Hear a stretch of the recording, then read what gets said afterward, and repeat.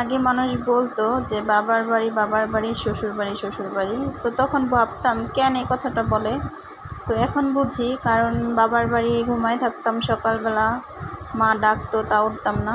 আর এখন শ্বশুর বাড়ি কেন যেন আতঙ্ক হয়ে একাই ঘুম ভেঙে যায়, জানি না কেন এরকম। তো এখন ভাবি যে মানুষ যে বলতো এটাই সত্যি। তো যাই হোক, আসসালামু আলাইকুম, সবাই কেমন আছেন? আশা করি সবাই ভালো আছেন, আমিও ভালো আছি আলহামদুলিল্লাহ। তো আমি আজকে কি কাজ করি সেটাই আপনাদের সাথে শেয়ার করব।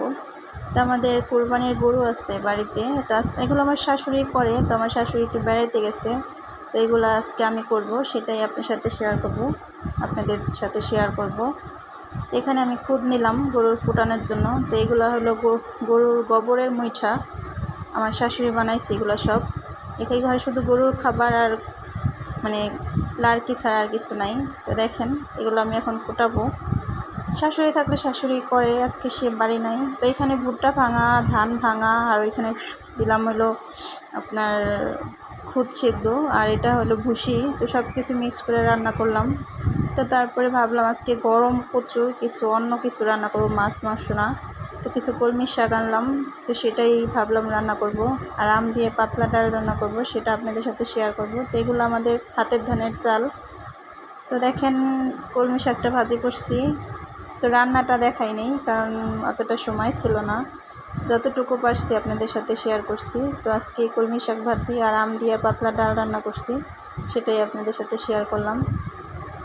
তো একটু করে যতটুকু পারছি। তো ভাবলাম রান্না হয়ে গেছে, তো পাশে আম গাছে থেকে শব্দ হলো যে আম পড়ছে। তো যাওয়ার পর দেখি দুই তিনটা আম পড়ছে। তো আমগুলা নেওয়ার পরে ভাবলাম পাকা অনেক। তো ভাবলাম যে কাটি, মেয়েদের দুপুরবেলা দিই, ওরা খাক। তো আমগুলা কাটলাম, এত সুন্দর আমগুলো ছিল, একদম দেখেন লাল হয়ে গেছে পাকা এসে। তো যাই হোক, এখন যেটা করব এটা অস্বাভাবিক একটা কাজ। আগে মনে হইতো, কিন্তু এখন মনে হয় না। কারণ আগে গরুর কাছে যাইতে ভয় পেতাম, এখন আর সেই ভয়টা নাই। কারণ এখন আমি এগুলো সব পারি করতে। দেখেন, এটা আমার শাশুড়ি করে, কিন্তু আজকে 3-4 দিন ধরে আমি করতেছি। তো একটা সময় গরুর কাছে যাইতাম না, ভয় পাইতাম, কিন্তু এখন আর ভয় লাগে না। সেটা তো দেখতেই পারতেছেন, নিজের হাতে গরুর দুধ দোয়াইতেছি। তো যাই হোক, আমি আগে এগুলো পারতাম না, কিছু জানতাম না। কারণ আমি আগে আমার বাপের বাড়ি হলো ঢাকা, জোহানগঞ্জ। তো এখন আমার বিয়ে হয়েছে ফরিদপুর। তো এখন সব কিছুই সম্ভব। দেখেন, আমি 3 কেজির মতো দুধ দোয়াইছিলাম।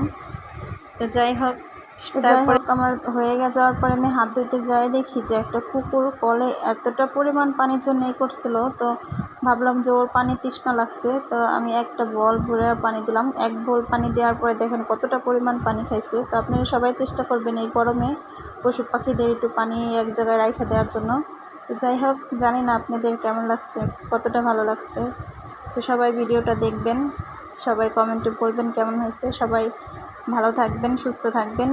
আবার পরবর্তীতে ইনশাল্লাহ ভালো ভিডিও নিয়ে আসবো। আল্লাহ হাফেজ।